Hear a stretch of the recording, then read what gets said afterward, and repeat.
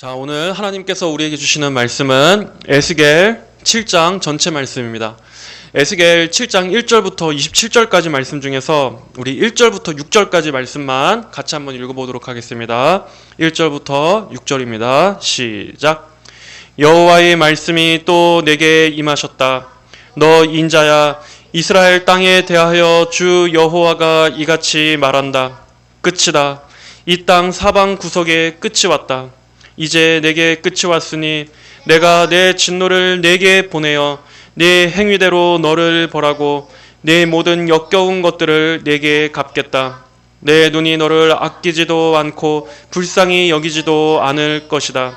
내가 네 행위대로 너를 벌하여 네 모든 역겨운 것들이 네 가운데 닥치도록 하겠으니 너희는 내가 여호와인 것을 알게 될 것이다. 주 여호와께서 이같이 말씀하셨다. 재앙이다. 다시 없을 재앙이다. 보아라, 임박했다. 끝이 왔다. 끝이 왔다. 끝이 내게 왔으니 보아라, 임박했다. 아멘. 에스겔 강의 8번째 시간입니다. 자, 오늘 말씀은 경고가 아니라 경보의 말씀입니다. 자, 오늘 말씀 6절을 같이 한번 보면 끝이라는 단어가 3번 나옵니다. 끝이 왔다. 끝이 왔다. 끝이 내게 왔으니 보아라, 임박했다. 이 히브리적인 표현에서 어떤 한 말을 3번 반복하는 것은 아주 확정적인 어떤 완전한 확실한 선언을 말합니다. 그만큼 완전하고 확실한 끝이 왔다는 것입니다. 하나님께서 말씀하신 이 끝이란 것은 어떠한 말씀입니까? 단순히 시간적인 의미로 어떤 마지막 시점을 말하는 것이 아니라 이제는 더 이상 유예가 없는 하나님의 판결이 이 땅에서 실제적으로 집행되는 그 시점이 왔다는 것입니다. 즉 이제는 더 이상은 경고가 아닙니다. 하나님께서 한 번 말씀하셨다면 그것은 경고입니다. 그리고 하나님께서 2번 말씀하셨다면 그것은 확정입니다. 그러나 3번 말씀하시는 것은 이제는 그 말씀대로의 집행이 이제 시작된다는 것입니다. 더 이상은 취소가 불가능하고 이제는 집행이 시작됐다라고 하는 바로 그 경보입니다. 이스라엘은 이미 수없이 경고를 받았지만 그들은 돌이키지 않았습니다. 그들은 회개하지 않았습니다. 그래서 이 순서는 아주 필연적입니다. 그들의 죄가 누적됩니다. 그들의 죄가 날마다 계속해서 쌓입니다. 하지만 그럼에도 그들은 회개하지 않습니다. 그러나 하나님은 그럼에도 계속 참으시고 인내하십니다. 하지만 하나님의 오래 참으심도 이제는 소진됐습니다. 경고도 하고 선지자들을 통해서 계속 외치게 하셨지만 그들이 끝까지 돌이키지 않고 더 완악해져만 갑니다.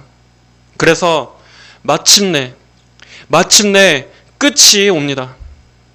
하나님께서 이제는 더 이상 참으시지 않는 심판의 때가 임한 것입니다. 단순히 이 끝을 우리는 하나님께서 심판과 재앙을 내리신다 하는 그 정도로만 이해하면 안 됩니다. 여기에는 더 무서운 의미가 담겨 있습니다. 즉 하나님의 언약적인 보호가 이제 끝났다는 것입니다. 언약적 보호가 무엇입니까? 하나님께서 언약을 주실 때, 그 언약에 순종할 때 주시게 되는 그러한 복들을 말하는 것입니다. 언약에 순종할 시에 주어지는 복. 하지만 그들이 그 언약을 어겼기 때문에 이제는 하나님께서는 더 이상 언약의 울타리로 그들을 보호하시지 않고 이제는 사랑의 하나님이 아니라 보호의 하나님이 아니라 공의의 하나님으로서 나타나시겠다 하는 말입니다. 그런 점에서 오늘 말씀은 이제는 더 이상 경고가 아닙니다. 이제는 경보입니다. 이 경고와 경보의 차이는 무엇입니까? 성경의 관점에서 경고는 그 목적이 회개에 있습니다. 그들의 죄를 알리고 죄를 드러내고 회개하게 하시는 것이 경고의 목적입니다. 이때는 아직까지는 하나님의 자비가 남아 있습니다. 선택의 여지가 있습니다. 이때라도 회개하고 돌이킨다면 살 수가 있습니다. 하지만 경보는 그 목적이 대피입니다. 대피. 이미 적의 공습이 시작됐기 때문에 이제는 그 공습이 이미 결정됐다는 것입니다. 그나마 너희가 할 수 있다면 대피라도 해봐라. 어디 피할 수 있다면 도망이라도 쳐봐라. 결국 이미 하나님으로부터 심판이 나갔으니 어디 너희가 무엇이든지 준비할 수 있는 것이 있다면 준비해봐라. 하나님의 심판을 맞을 준비를 하라 하는 것이 바로 이 경보입니다. 그래서 이제는 회개를 촉구하는 설교가 아닙니다. 회개하고 돌이키라가 아닙니다. 이제는 그저 끝이 났다, 끝이 왔다라는 말뿐입니다. 그래서 그런지 오늘 7장의 내용들을 쭉 보면 굉장히 이 내용이 말이 셉니다. 그리고 훨씬 더 긴박합니다. 이스라엘 백성들이 웬만한 경고로는 도통 그 마음이 깨어지지 않기 때문에 하나님께서는 이렇게 심판의 임박성과 그 심판의 두려움을 강조하시면서 이때라도 부디 깨달을 수 있다면 깨달아 회개하라 하는 의도로 이렇게 강하게 말씀하신 것입니다. 자, 우리 1절 말씀을 보겠습니다. 1절에 여호와의 말씀이 또 내게 임하셨다. 너 인자야, 이스라엘 땅에 대하여 주 여호와가 이같이 말한다. 끝이다. 이 땅 사방 구석에 끝이 왔다. 이때 말씀이 주어진 배경은 약 주전 592년 전후입니다. 바벨론의 첫 침략 이후에 1차로 유다 백성들은 바벨론의 포로로 끌려가고, 다만 아직 이 상태에는 예루살렘 성전은 남아 있었습니다. 그래서 백성들은 그러한 상황을 보면서 어떻게 생각했느냐? 설마 멸망까지 가게 하시겠어? 하는 이러한 거짓 평안에 이들은 젖어 있었습니다. 아직도 유다 백성들은 문제의 본질을 보지 못하고 있었습니다.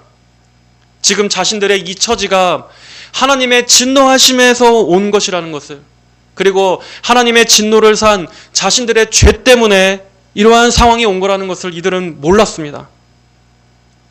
우상숭배의 죄 때문이라는 걸 몰랐고, 또 하나님께서 미워하시는 여러 죄들, 형식적이고 안일한 신앙, 그리고 실제적인 불순종, 그리고 하나님을 진정으로 사랑하고 예배하는 마음이 없는 것, 거기에서 나오는 수많은 사회적 죄악들, 이런 것들 때문에 지금 자기들이 현재의 징계를 받고 있다는 것을 여전히 모른 채 이들은 그저 우리에게는 성전이 있으니까, 우리에게는 율법과 제사 제도가 있으니까 하나님께서 우리를 보호해 주실 거야, 하나님이 우리를 특별하게 생각해 주실 거야 하는 이러한 착각 속에 빠져 있었습니다. 그러나 이제 하나님은 더 이상 참으시지 않습니다. 끝이다. 이 땅 사방 구석에 끝이 왔다. 하나님은 이들의 기대를 깨버리시고 이렇게 말씀하십니다. 이 땅 사방 구석에 심판이 임할 것이다. 어디로도 피할 수 없고 그 누구도 예외일 수 없는 그 심판이 모든 나라에 임할 것이다. 3절에 이제 내게 끝이 왔으니 내가 내 진노를 내게 보내어 내 행위대로 너를 벌하고 네 모든 역겨운 것들을 너에게 갚겠다. 하나님은 말씀하십니다. 자, 여기서 하나님께서는 너희의 행위대로 내가 너희를 벌할 것이다 라고 말씀하십니다. 자, 여기서 이 행위라는 말, 이 말은 무엇을 따라 라는 말과 길이라는 말이 서로 합쳐진 단어입니다. 무엇을 따라가던 길, 즉 이것을 좀 더 풀어보면 우리 한 사람의 인생이 걸어가던 그 모든 행로, 그 사람의 모든 삶의 여정들, 그 사람의 행동 양식들과 그 사람의 삶의 방식과 그 사람의 생각을 갖고 있었던 그 모든 한 사람을 총체적으로 아우르는 삶의 면모 전체를 가리킨다고 할 수 있습니다. 이 모든 한 사람 전체를 이루는 그의 인생, 이것이 바로 행위입니다. 하나님께서는 그 전체의 삶을 보고 계십니다. 하지만 이스라엘은 지금 어떻게 보고 계십니까? 하나님께서 이스라엘을 쭉 보신 후에 하나님은 네 모든 역겨운 것들, 하나님께서 보시기에 역겨운 것들이라고 말씀하십니다. 성경에서 하나님께서 역겹다, 역겨워하신다라는 이런 강한 표현을 쓰실 때 항상 그때는 우상 숭배와 관련하셔서 이렇게 사용하셨습니다. 하나님을 버리고 우상을 숭배하는 행악들, 또 거기에서 나오는 수많은 음란한 풍습들, 그리고 또 그것뿐만이 아니라 무고하고 사회적인 약자들, 이러한 자들을 학대하고 착취하고 억압하는 이러한 온갖 사회적 죄들까지 하나님께서는 이러한 이들의 삶 전체의 면모를 보신 후에 역겹다, 너희가 참으로 내 앞에서 역겹다 하신 것입니다. 하나님으로 하여금 아주 구역질이 나오게 만드는, 아주 하나님으로 하여금 토악질이 나오게 만드는, 이렇게 하나님 앞에서 이들은 역겨운 삶의 냄새를 풍긴 것입니다. 여기서 행위대로 벌하겠다 하는 것을 보면서 우리는 이런 생각이 들 수 있습니다. 그럼 이 말씀은 행위 구원을 지지하는 말씀인가? 행위 구원을 지지하는 말씀 아니야? 구원은 믿음과 은혜로 받는 거지 않았나? 그런데 이 말씀에 따르면 마치 우리가 행위와 삶으로 하나님 앞에서 구원을 받거나 구원이 박탈되거나 하는 그러한 의문이 들 수 있습니다. 하지만 여기서 말씀하는 것은 어떤 공로 개념으로서의 지금 행위대로의 심판을 말하는 게 아닙니다. 구원의 원인이나 조건으로 지금 말씀하신 게 아니라는 겁니다. 이들은 행위로 증명해야 했습니다. 그리고 하나님께서는 그 행위대로 벌하시겠다고 했습니다. 왜 이런 식으로 말씀하십니까? 행위는, 즉 이들이 삶으로 드러내는 그러한 행위는 지금 이 백성들이 하나님과의 언약 관계에 속해 있다라는 그들의 그 정체성을 보여주는 증거이기 때문입니다. 즉 하나님께 대한 참된 믿음이 있고 하나님과 언약 관계에 속해 있는 백성이라면 분명히 나타나야 하는 그 삶에서의 열매가 있습니다. 그게 그러한 삶의 어떤 열매, 그 믿음에서 나오는 행위가 곧 우리는 하나님의 백성입니다 라고 하는 것을 나타내주는 표식입니다. 하나님과의 언약 관계에 충실하다면 어떠한 표식이 나타나게 됩니까? 마땅히 하나님을 사랑하는 그러한 삶의 마음의 자세가 나타나게 되어 있습니다. 또 하나님의 뜻에 순종하는 것이 나타나게 되어 있습니다. 그리고 우상을 멀리하고 죄와 싸우고 거룩을 갈망하는 순결한 하나님의 백성이 되고자 하는 그러한 열망이 있습니다. 이것이 하나님의 백성이라는 표식입니다. 하나님께 속해 있다는 사람의 그러한 드러나는 열매입니다. 하나님과 언약 관계로 묶여져 있다는 그러한 언약 백성으로서의 그러한 드러나는 행위인 것입니다.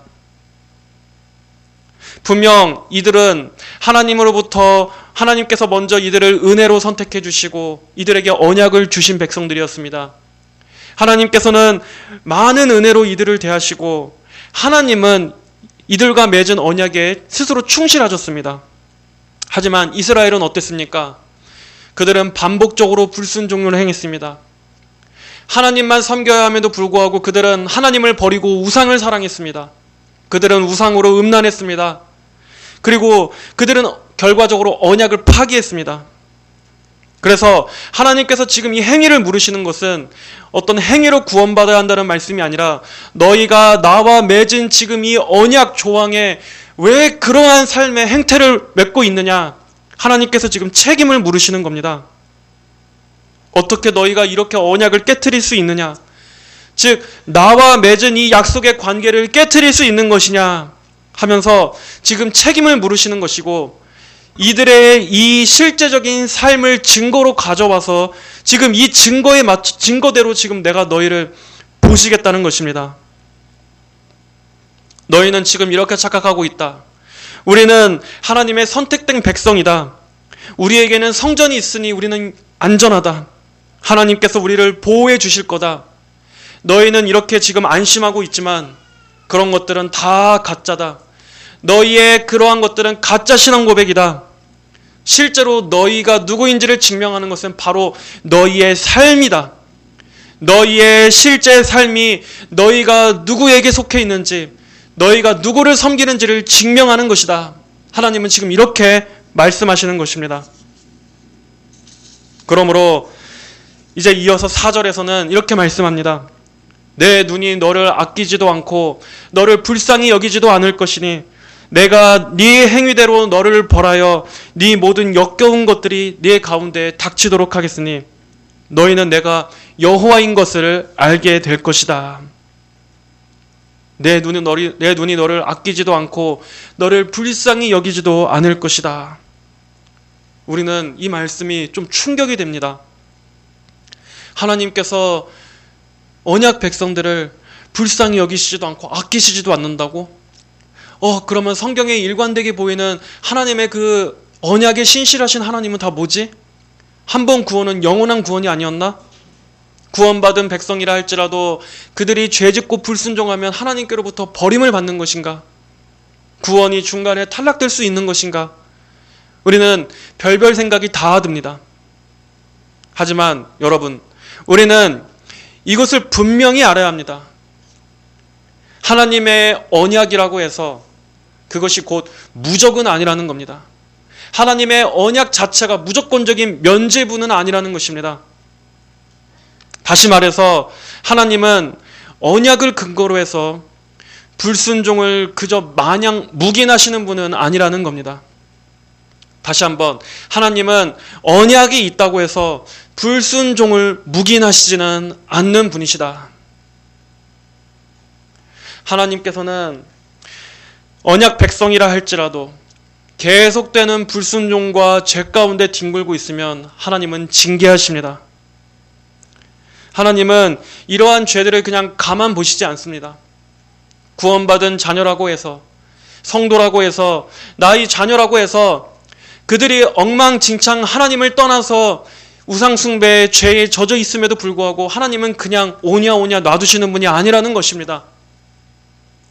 물론 하나님이 버리시거나 멸망시키신다는 말은 아닙니다.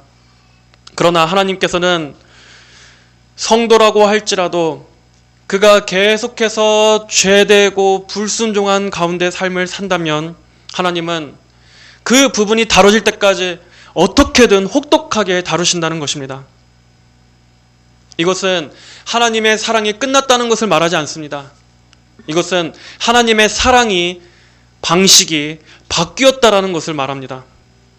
즉 자비와 연민과 긍휼과 보호하시는 하나님의 사랑에서 이제는 징계로, 훈계로, 그렇게 하나님께서 따끔하게 혼내시는 방식으로 사랑의 방식이 변한 겁니다. 물론 그것도 사랑의 한 종류입니다. 하나님께서 보여주시는 사랑의 한 방식이라고 할 수 있습니다. 그러니까 우리는 하나님께서 우리를 대하시는 방식이 이렇게 자비와 긍휼에서 징계로 넘어가는 그 지경까지는 가도록 하지 않아야 할 것입니다.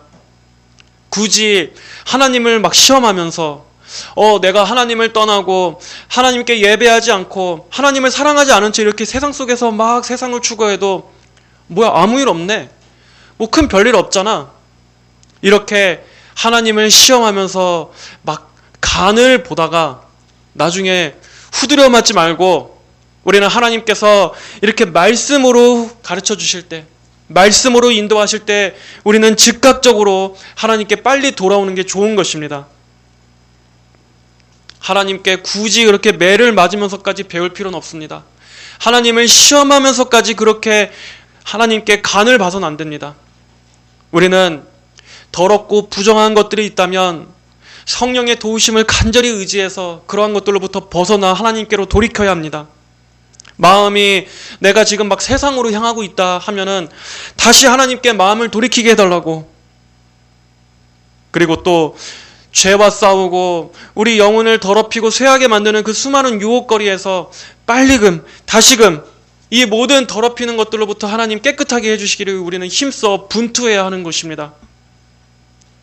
하나님께서 지금 당장 뭐 치시는 것이 없다고 해서 하나님이 그냥 다 용인해 주시는구나, 하나님께서 은혜와 사랑으로 지금 날 용납해 주시는구나, 하나님의 섭리를 그렇게 착각해서는 안 됩니다. 이스라엘 백성들은 지금 그 때가 다 지나가 버렸습니다. 그래서 하나님께서는 이렇게 혹독하게 말씀하십니다. 너를 아끼지도 않고 더 이상 불쌍히 여기지도 않겠다. 여러분, 이것은 이제는 하나님께서 더 이상 연민으로 대하시는 때는 끝났다는 것입니다. 그리고 네 모든 역겨운 것들이 너희 가운데 닥치도록 하겠다. 이건 참 아주 무서운 말씀입니다. 모든 역겨운 것들, 즉 그들이 하나님을 대체해서 우상을 사랑하고 영적인 음행에 빠졌던, 그리고 또 다른 모든 것을 열렬히 추구했던 이 모든 것들이 이제는 이게 역으로 너를 심판하는 도구가 되게 하시겠다 하는 것입니다. 그래서 네가 사랑하던 그것이 너를 고통스럽게 할 것이다. 너가 의지하고 믿었던 그것이 너를 배신하게 할 것이다. 그리고 그럼에도 나는 너를 더 이상 보호하지 않겠다. 어떻게 보면 참 무서운 말씀입니다. 지금까지는 하나님께서 은혜로 보호해 주셨습니다. 어떤 악한 것들, 어떤 위협을 가하는 것들, 어떤 재앙들로부터 하나님께서 지켜주시는 그러한 억제의 손길이 있었습니다. 그런데 이젠 하나님께서 그 손길을 거두시겠다는 겁니다. 악한 것들이 너에게 몰려와도 그동안은 내가 너희를 지켜줬었다. 그동안은 내가 너를 보호해줬었다. 너는 알지 못했을지 모르나 나의 은밀한 도움과 나의 선하신 손길이 너를 둘러싸서 너를 지키고 있었다. 그런데 이제는 그 모든 역겨운 것들이 너의 가운데 닥치도록 내가 이제는 더 이상 너를 둘러싼 보호의 손을 내가 이제는 거두겠다 하는 것입니다. 여러분, 하나님께서 특별히 재앙을 내리시지 않더라도 하나님께서 은혜로 둘러싸 주시는 그 손길만 거두시더라도 우리는 사방의 모든 것이 다 두려운 것이 되게 되어 있습니다. 너가 죄의 열매를 아주 그 쓴맛을 제대로 맛보도록 나의 어떤 자비, 나의 어떤 긍휼, 도움, 이것을 이제는 내가 거두어 가겠다. 그래서 어떤 걸 알게 됩니까? 너희는 내가 여호와인 것을 알게 될 것이다. 하나님이 어떤 분인지를 알게 하시겠다는 것입니다. 평안하고 모든 것이 부하고 태평하고 번영 속에 있었을 때는 하나님을 가볍게 무시했습니다. 그래서 이제 하나님은 심판을 통해서 하나님이 누구신지를 알게 하십니다. 하나님은 어떠한 분이십니까? 하나님은 언약 백성이라도 회개 없이 지속적인 불순종과 배반이 계속되면 하나님은 더 이상 자비를 유예하시지 않으시고 죄를 억제하던 손을 거두시며 그 죄의 열매가 그들을 삼키게 하시고 그 과정을 통해서 하나님이 누구신지를 부인할 수 없게 만드시는 분이십니다. 여러분, 하나님의 심판은 더디다고 느껴질 수 있습니다. 그 하나님의 심판은 갑작스럽지 않은 것처럼 생각될 수 있습니다. 그러나 그 심판은 반드시 옵니다. 사람들은 말합니다. 하나님의 심판이 있다면 왜 오늘도 이 세상은 아무 일 없이 이렇게 유지되고 있는가? 또 사람들 개개인의 생각 속에서도 하나님이 심판하신다고 하지만 지금 내 인생엔 아무런 일도 없는 걸, 그러면서 계속되는 안일함과 방탕함 속에 그렇게 살아가고 있습니다. 사람들이 심판이 더디다고 생각하고 있기 때문에 그들은 두려움 없이 담대하게 죄를 짓는 삶을 계속 이어가는 것입니다. 그러나 여러분, 하나님께서 지금 침묵하고 계신 것처럼 보인다고 해서 그것이 곧 하나님의 죄를 용납하신다는 사인은 아닙니다. 하나님께서 절대 그러한 인간들의 삶을 지금 향기롭게 보고 계신 게 아닙니다. 하나님은 그러한 이 세상의 모든 인간들의 삶을 보시면서 이렇게 말씀하십니다. 역겹다. 이러한 인간들의 모든 행태가 나로 하여금 구역질이 난다, 토악질이 나게 할 정도로 참으로 역겹다. 하나님께서 지금 아무 심판도 가하시지 않는다고 해서 그것은 하나님이 없는 것이 아니라, 하나님이 안 계신 게 아니라 지금 참고 계신 겁니다. 하나님께서 오래 참으심으로 지금 인내하고 계시는 것입니다. 판결이 아직 집행되지 않았다는 것이지 판결 자체가 없던 사실, 취소된 게 아닙니다. 사람들은 하나님의 심판하면 마치 막 우르르 쾅쾅 하늘에서 갑자기 번개가 내려치는 것, 그러한 것들을 상상하지만 실상 하나님의 심판은 어떠한 식으로 임하고 있는가? 눈에 보이지 않게 다가오다가 각 사람 앞에 정해진 때가 되면 반드시 문 앞에 와 두드립니다. 마치 성경의 노아의 때처럼, 그 노아의 심판 한번 생각해 보십시오.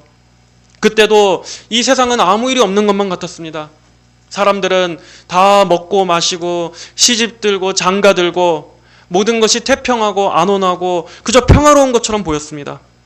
그래서 사람들은 노아가 열심히 방주를 만들며 그렇게 큰 방주를 준비하고 있을 때 가장 가까운 노아의 사위들마저도 하나님의 심판을 마치 농담처럼 우습게 여겼노라. 성경은 그렇게 말했습니다. 하지만 하나님의 심판은 한치의 어긋남 없이 말씀하신 대로 임했습니다. 갑자기 하늘에서 물이 터지고 땅에서 물이 치솟으며 하나님의 말씀대로 이 세상에 심판이 임한 것입니다. 방주의 문이 닫히고 전 지구적인 사람이 감히 감당할 수 없는 그러한 무서운 심판이 임했습니다. 이렇게 하나님의 심판은 갑작스러워 보이지 않는다 할지라도 반드시 옵니다. 그 날은 지금도 오고 있습니다.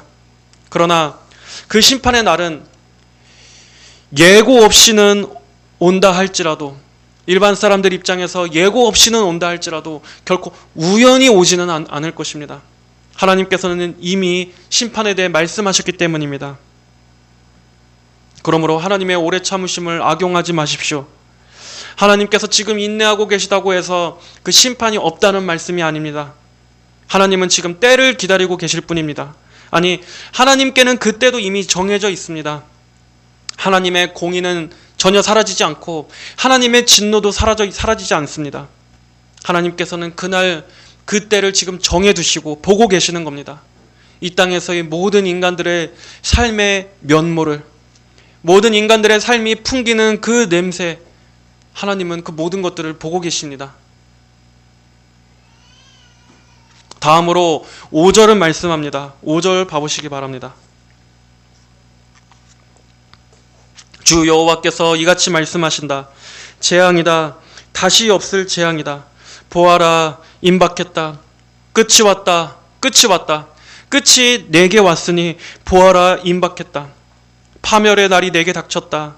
이 땅에 사는 사람들아, 그때가 왔고 그 날이 가까이 왔으니 산에는 환호성이 아니라 소란스러움이 있을 뿐이다. 하나님은 이 재앙의 날, 심판의 날, 파멸의 날에 얼마나 이 세상이 혼란스럽고 갑작스럽고 모든 사람에게 닥친 두려움으로 인해서 얼마나 소란스럽게 될지에 대해 말씀하고 계십니다. 여기 7절에 파멸의 날이 내게 임했다. 파멸의 날이라는 말은 다른 번역에서는 정한 날이라고 번역된 성경도 있고, 또 킹제임스에서는 이 파멸의 날을 아침이라고 번역했습니다. 아침. 왜 아침이라고 했을까? 여기에 대해서 어떤 의미가 있나를 생각해 봤습니다. 우리는 보통 아침 하면, 예를 들어 밤은 어떻습니까? 밤은 하면 뭔가 어떤 심상적인 이미지가 고통, 환란, 어둠, 뭔가 고난의 때, 이러한 걸 떠올리게 하지 않습니까? 반면에 아침 하면 그 환란과 고통이 다 지나고 밝아오는 어떤 여명, 희망, 소망, 문제가 해결되는 때, 그러한 이미지를 떠올리게 합니다. 그런데 여기서 이 아침에 대해 한번 생각해 봅니다. 이 아침의 기능은 다른 겁니다. 이것은 소망의 아침, 뭔가 어두움과 큰 문제가 해결된 이후에 밝은 이 새벽 아침, 그러한 아침이 아니라 이 아침은 이제는 안일한 잠에서 깨어나야 하는 아침입니다. 영적인 무감각에서 깨어나야 할 아침입니다. 그리고 하나님의 심판대 앞에 딱 마주하게 됐을 때 오는 그 정신이 번쩍 들게 되는 아침입니다. 불신자들은 지금 어둠 속에 있습니다. 그들은 깊은 영적인 잠에 빠져 있습니다. 물론 불신자들뿐만이 아니라 그저 교회에 형식적으로만 다니는 그러한 교인들, 거듭나지 않은 그러한 가짜 교인들도 다 이러한 잠, 어둠, 밤에 빠져 있는 상태입니다. 그러나 아침이 옵니다. 희망차고 밝고 소망이 오는 그러한 아침이 아니라 이제 하나님의 그 진리의 빛 앞에서 자신이 온전하게 드러나는 그 부끄러운 아침이 온다는 겁니다. 밤 동안에는 이 세상의 모든 사람들이 유흥에 빠져서 흥청망청 논다 할지라도 반드시 아침이 오는 것은 피할 수 없습니다. 어젯밤 사이에 술 먹고 진탕 이 세상에서 논다 할지라도 아침이 오는 것은 막을 수가 없습니다. 아침이 오면 정신이 번쩍 듭니다. 내가 이렇게 해가 쨍쨍한데 내가 지금 술 기운에 아직도 정신 못 차리고 해롱해롱 지금 내 자신이 부끄럽게 느껴지지 않습니까? 그런 것처럼 어김없이 하나님께서 모든 것을 밝히 비추실 그 아침이 반드시 옵니다. 그리고 그 아침은 불신자들, 가짜 교인들, 거짓 목사들, 거짓 선지자들에게는 전혀 좋은 아침이 아닐 것입니다. 예를 들어 여러분, 어떤 내일 아침이면 체포될 운명에 놓인 한 범죄자를 한번 상상해 봅시다. 지금 자기가 막 도피하다가 어느 여간방에 자기의 몸을 은신하고 있습니다. 그런데 자기의 은신처가 발각됐습니다. 이제는 내일 아침이면은 형사들이 다가와서 자기는 꼼짝없이 검거될 수밖에 없습니다. 어디로도 피할 수 없고 숨을 수도 없습니다. 심지어 내가 내 스스로 목숨을 끊는다고 해도 그것도 방법은 아닙니다. 그러한 범죄자의 마음속에서 그 밤은 어떤 밤이겠습니까? 평안하고 쿨쿨 잘 수 있고 내일 아침이 기다려지는 그러한 밤이겠습니까? 아니면 막 조금도 두려워서 다리를 쭉 뻗지 못하고 내일 아침이 오기만을 덜덜 떨면서 기다리는 그러한 마음이겠습니까? 이렇게 모든 사람에게 그 아침이 올 것입니다. 하나님의 손에 영원히 잡히게 되는 그 심판의 아침이 오게 될 것입니다. 나는 과연 이 아침을 어떻게 맞이할 것인가 한번 생각해 보십시오. 하나님의 그 찬란하신 영광 아래에서, 하나님의 그 영원한 빛 아래에서 누리는 그 완전한 기쁨으로 나는 그 아침을 맞이할 것인가? 아니면 하나님의 그 어미하신 빛 앞에서 지금까지 내가 살아온 그 모든 삶의 냄새, 나의 모든 삶의 면모가 여실히 다 드러나 부끄럽게 되고 조금도 변명할 수 없는 그러한 두려운 심판의 아침을 맞이할 것인가? 모든 사람들에게는 이 날이 반드시 닥칠 것을 알아야 합니다. 하나님의 일에는, 그리고 그분의 때에는 반드시 정해진 때가 있습니다. 때가 이르면 다 말씀대로 될 것입니다. 1.1획도 어긋남 없이 하나님께서 성경에 말씀하신 대로 다 이루어질 것입니다. 그리고 이어지는 나머지 내용들은 이제 이 심판은 누구도 막을 수 없으며 그 누구도 예외가 없다라는 사실을 보여주고 있습니다. 하나님의 심판은 전면적이다. 자, 오늘 7장 마지막 27절에서 말씀합니다. 왕은 슬피 울고 높은 관리는 절망을 옷 입으며 그 땅 백성의 손은 떨릴 것이다. 왕도 울고 높은 고위직 관리들도 절망으로 옷을 입는다. 그리고 땅의 백성들의 손은 덜덜 떨릴 것이다. 모든 심판이 모든 사회 계층 전인 사람들에게 다 임한다는 겁니다. 그리고 25절, 26절도 그 위에 구절 한번 보겠습니다. 멸망이 이르렀으니 그들이 평강을 구하여도 평강이 없을 것이다. 재난에 재난이 잇따르고 소문에 소문이 따를 것이니 그들이 선지자들에게 환상을 구하여도 찾지 못할 것이며 제사장에게는 율법이, 장로에게서는 계략이 사라질 것이다. 살 수 있는 방법을 제사장들에게 가서 구해도 답을 얻을 수 없고, 선지자들에게 가도 답을 얻을 수 없고, 장로들에게 가서 지혜를 구한다 할지라도 이 심판을 피할 수 있는 방법에 대해서 아무도 말할 수 없게 될 거란 겁니다. 듣지 못하게 될 거라는 겁니까? 왜냐? 이미 늦었기 때문에 하나님의 그 경고의 때가, 자비의 때가, 은혜의 문이 열린 때가 이미 다 지나가 버렸기 때문에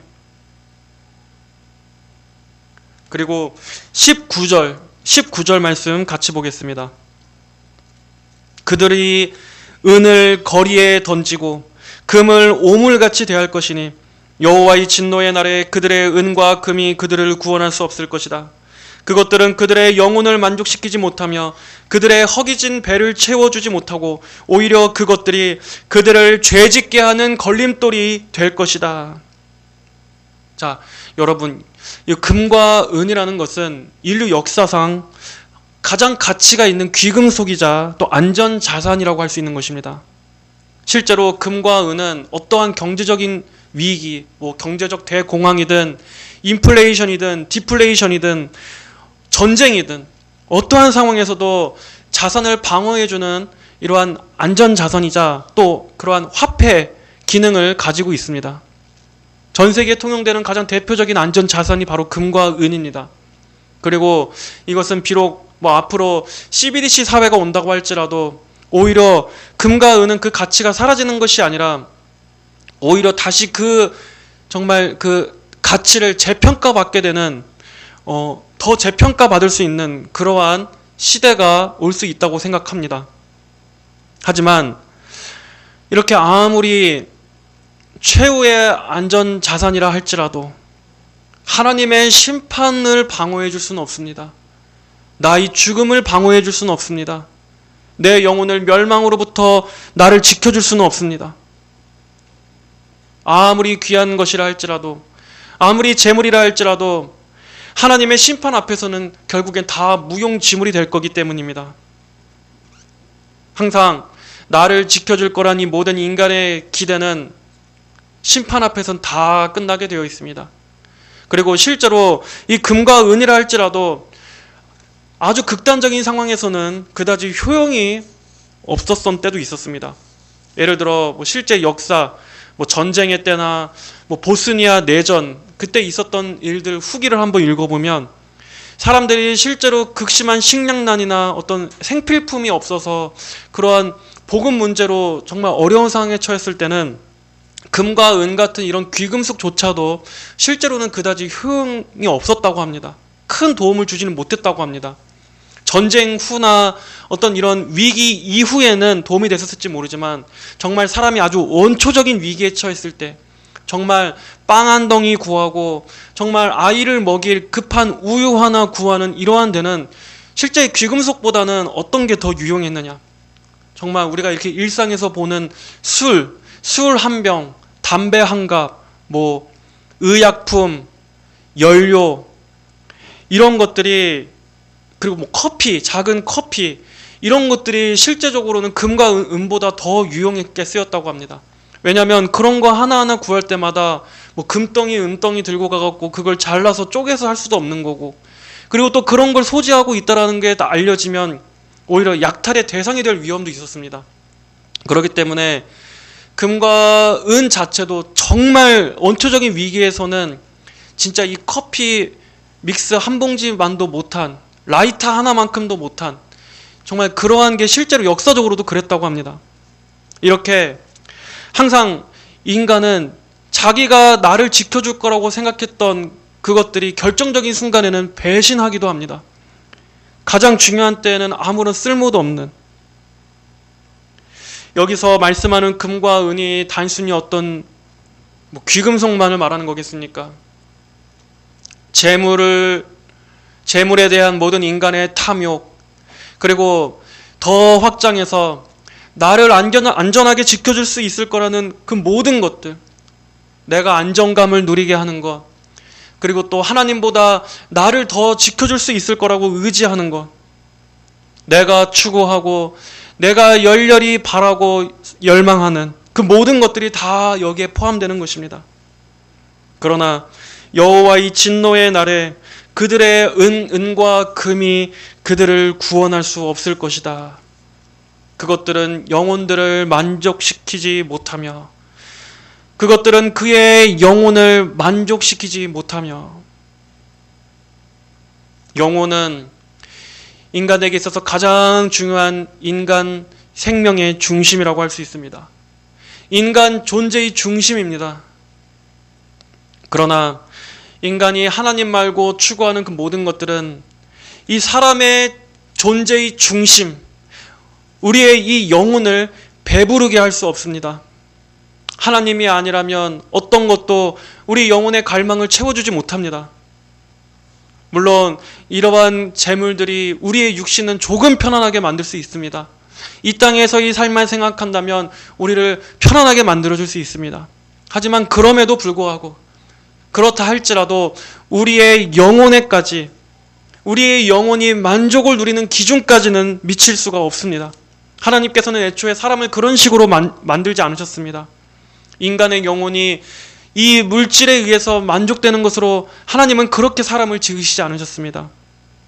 인간의 영혼이 만족되는 데는 근본적으로 무엇이 필요합니까? 하나님과의 화목이 필요한 겁니다. 하나님과의 화목, 하나님과의 관계가 바르게 되는 데서 인간은 진정한 영혼의 평강을 누리게 되는 겁니다.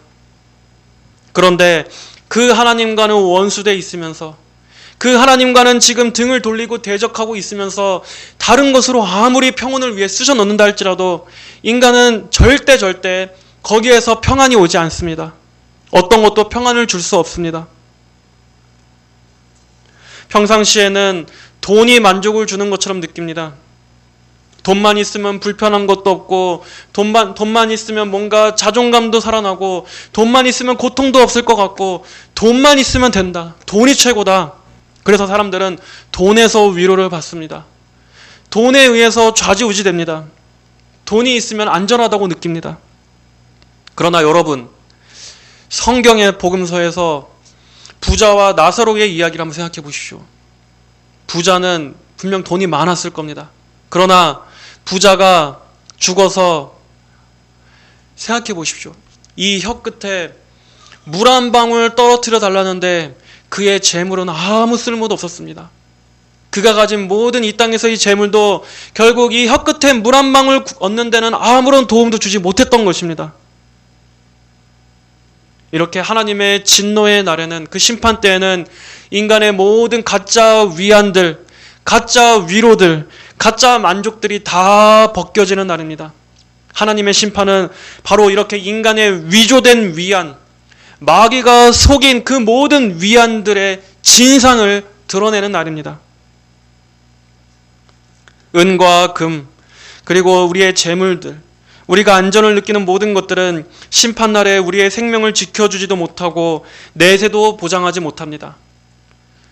가장 근본적으로 중요한 이 하나님과의 화평, 의, 화목, 평안, 이러한 것들은 단 하나도 제공할 수 없습니다. 또한 19절에는 그들의 허기진 배를 채워주지 못하고 오히려 그것들이 그들을 죄짓게 하는 걸림돌이 될 것이다 라고 말씀합니다. 그들이 그토록 안전을 보장받는다고 생각했던, 일생 전부를 바쳐서 추구했던 그것들이 오히려 그들을 죄짓게 하는 걸림돌이 되게 할 것이다. 이런 것들 때문에 더 구원과 멀어지게 하는 그러한 도구가 된다는 것입니다. 내가 하나님보다 다른 우상들을 더 하나님처럼 생각할 때, 그리고 하나님보다 더 열심을 내는 것, 하나님보다 더 사랑하는 것, 하나님보다 더 의지하는 것, 하나님보다 내게 더 급하게 여겨지는 것, 이런 것들을 열심히 추구하는 게 이 세상에서는 정답이라고 말합니다. 그리고 그럴 때 내가 더 열심히 사는 것 같습니다. 내가 지금 내 인생을 막 열정적으로 사는 것 같습니다. 하지만 영적인 관점에서는 오히려 그것 때문에 내가 하나님과 멀어질 수 있다. 이것 때문에 내가 하나님의 구원으로부터 멀어질 수 있다. 이걸 생각하셔야 됩니다. 왜냐하면 그런 것들이 내 마음을 잡아 당기기 때문입니다. 내 마음을 잡아당겨서 하나님께 관심을 갖지 못하도록 마음을 빼앗고, 복음을 관심 없게 여기도록 마음을 빼앗고, 하나님이 아닌 이 세상으로 자꾸 마음을 잡아당기기 때문입니다. 그래서 하나님을 향한 사랑을 식게 만듭니다. 이 영혼에 대한 진지함을 미지근하게 만듭니다. 천국과 지옥이 있고 영원한 내세가 있다라는 생각을 마치 다 농담처럼, 현실감이 없는 것처럼 그렇게 희미하게 여기게 만듭니다. 우리가 추구하는 모든 열심도 결국은 그것들이 다 하나님의 영광을 위해서 하나님 안에서 추구되어야 할 때 그게 바른 자리인데, 하나님은 제쳐놓고 나만을 위해서 열심을 낸다면 오히려 그것은 내게 아니라, 내게 그것이 성공한다 할지라도 그것은 내게 축복이 아니라 오히려 저주가 됩니다. 그것 때문에 하나님과 멀어지게 될 것입니다. 그것 때문에 내가 구원과 멀어지게 될 것입니다. 그래서 나중에는 돌아갈래야 돌아갈 수도 없을 정도로 하나님으로부터 이만치나 멀어지게 만드는 바로 그러한 재료가 된다는 것입니다. 내 삶에 너무 열심히 사느라 회개와 점점 멀어지고, 내 인생을 너무 소중하게 생각하고 나를 너무 사랑하느라 정작 하나님을 사랑하는 마음이 들어올 자리가 없고, 그렇게 스스로 구원에서 멀어진 사람들이 너무나 많습니다. 그리고 그러한 사람들이 간 곳이 바로 지옥입니다. 여러분, 이제 오늘 말씀을 정리하겠습니다. 오늘 하나님께서는 이렇게 임박한 심판이 지금 문 앞에, 바로 앞에 닥쳤다는 것을 경보하고 계십니다. 누구도 피할 수 없고 어떤 것도 이 심판으로부터 막아줄 수 있는 것은 없습니다. 이 말씀을 보면서 우리 신약의 성도들, 우리 지금 이 말씀을 듣는 21세기에 우리는 무엇을 생각해야 하겠습니까?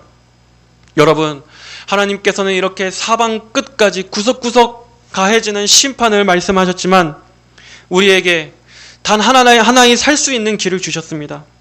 그 구원의 길은 바로 예수님이십니다. 구원의 길은 바로 이 예수 그리스도의 십자가 앞으로 나아오는 것입니다. 하나님께서는 분명 내 눈이 너를 아끼지도 않고 너를 불쌍히 여기지도 않겠다고 하셨습니다. 이것은 이 당시 이스라엘 사람들뿐만 아니라 오늘도 계속해서 반복해 죄를 짓고 있는, 여전히 하나님께 마음을 닫고 불순종 가운데 있는 모든 사람들을 향해서 말씀하시는 것입니다. 그러나 하나님께서는 그 진노하심을 십자가 위에 예수님께 다 쏟아부으심으로 죄인들을 다시 아끼시고 다시 불쌍히 여기시는 그 구원의 길을 마련해 두셨습니다. 그리고 오늘 말씀에 기록된 이 모든 저주와 심판을 예수님에게 향하게 하심으로써 우리에게 향하지 않도록 해주셨습니다. 끝이 임했다라고 하신 걸, 그 끝을 예수님에게 향하게 하셨습니다. 긍휼이 거두어졌다라고 하신 그것을 예수님의 십자가 위에 달리신 예수님께 거두어심으로써 죄인들에 대한 긍휼을 남겨놓으신 것입니다. 그러므로 이 심판 앞에서 지금 많은 사람들이 피할 수 있는 이 유일한 길이 있다면 그것은 예수님께 나와 그분의 십자가의 대속을 바라보며 예수님을 의지하는 그 길뿐입니다. 그것뿐입니다. 이 길만이 하나님의 심판으로부터 피할 수 있는 유일한 길입니다. 하나님과 화목하게 될 수 있는 유일한 길입니다. 금과 은도, 어떠한 재물도, 어떠한 것도 그 지하 땅 깊이 벙커를 파고 들어간다 할지라도 이 하나님의 심판으로부터는 피할 수 없지만, 하나님의 심판을 피할 수 있는 단 하나의 길이 있다면 그것은 바로 회개하고 그리스도 예수를 믿는 것입니다. 예수님의 십자가의 보혈을 믿는 것입니다. 하나님의 은혜 아래, 용서 아래로 들어올 수 있는 이 단 하나의 길을 가볍게 듣지 마십시오.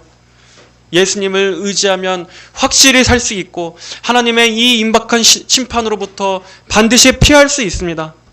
그러므로 하나님께서 정하신 이 유일한 피난처가 되시는 예수님 앞으로 여러분은 의탁하십시오.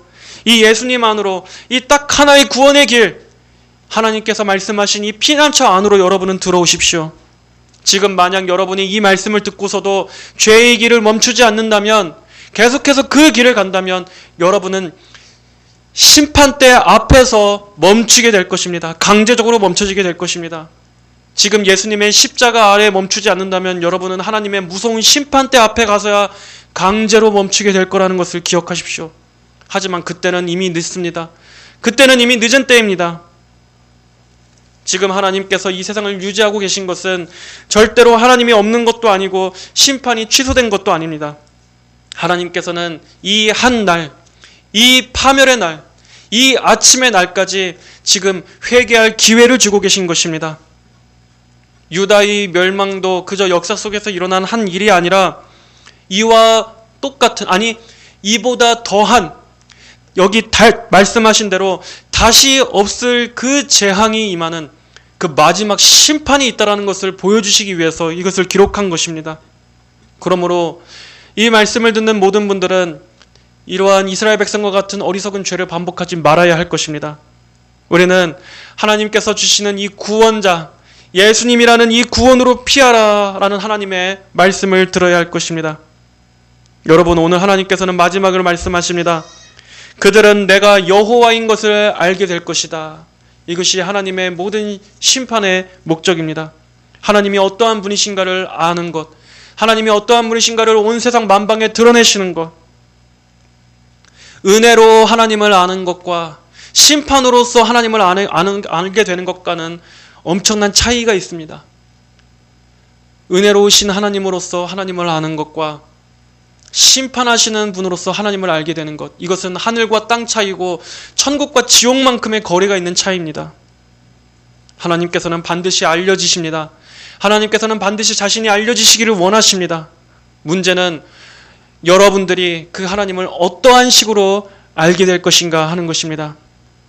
예수님의 십자가를 통해 하나님을 은혜와 사랑과 용서의 하나님으로서 알게 되느냐, 아니면 예수님의 십자가 밖에 있어서 하나님을 공의와 심판주로서 하나님을 알게 되느냐, 여러분은 어떠한 하나님을 마주하시겠습니까?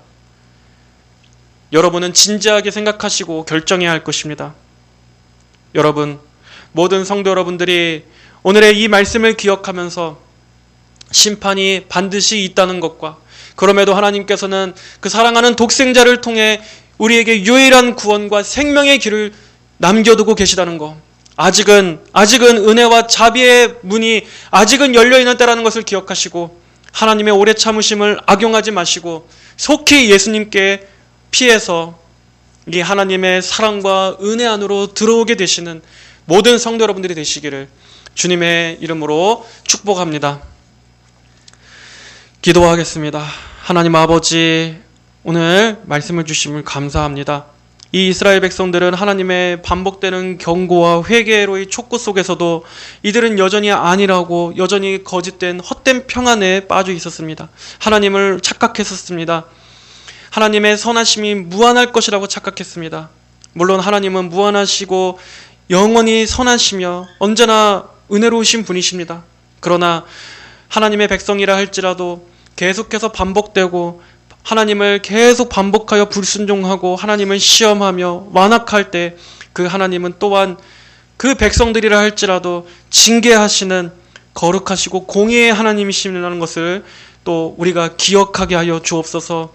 하나님의 말씀을 우리가 헛되이 듣지 않게 하여 주시고, 하나님은 이렇게 사랑의 하나님이시기도 하지만 진리의 하나님, 공의의 하나님이시라는 것도 우리가 기억하면서 그 하나님과의 언약 관계에 충성된 저희 백성들이 되게 하여 주시옵소서.